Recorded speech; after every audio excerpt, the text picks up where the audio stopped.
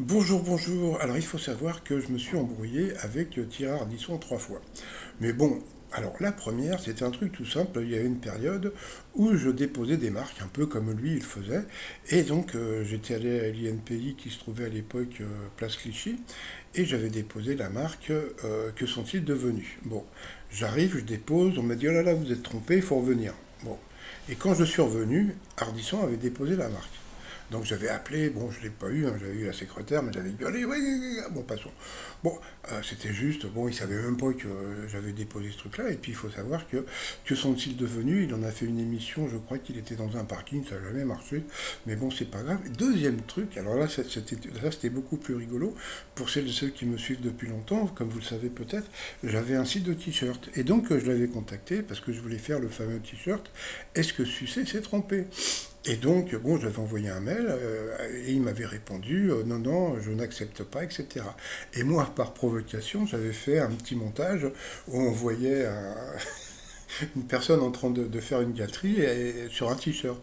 Et là, il m'avait répondu, parce que bon, il faut savoir qu'il était hyper procédurier. Ouais, si vous faites ça, je vous attaque, ça va vous coûter une blinde, etc. etc. Donc ça, c'était le deuxième truc. Et le troisième truc, c'est en voyant l'émission C'est contre Loup avec ce qu'il faisait avec le deepfake, je me suis dit, putain, c'est génial, tu peux faire une émission de variété où tu mets les chanteurs de maintenant avec leur vieille tête, tu leur mets leur tête quand ils avaient 20 ans et tu fais une émission. Et puis donc j'avais contacté donc les bureaux de Thierry Ardisson et donc la personne au téléphone, quoi. Bon c'est pas lui, hein, donc la personne m'avait dit que Ardisson n'avait pas besoin de moi pour avoir des idées, c'est vrai. Et après il a sorti l'Hôtel du Temps, qui a été un gros flop, où il faisait aussi du deepfake, mais bon il a pas fait. Bon j'imagine que beaucoup de gens ont eu des idées par rapport au deepfake, hein, même Drucker, parce qu'il faut savoir que Drucker aussi je l'avais contacté.